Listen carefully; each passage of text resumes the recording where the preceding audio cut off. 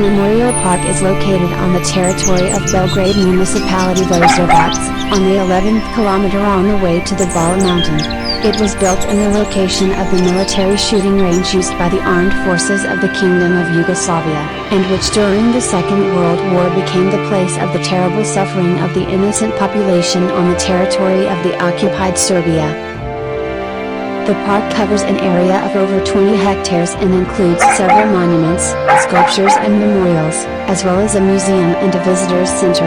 It is a place of remembrance and reflection, and serves as an important reminder of the atrocities of war and the sacrifices made by the people of Serbia. The park is open to visitors year-round, and offers guided tours and educational programs for visitors who wish to learn more about the history and significance of this important site.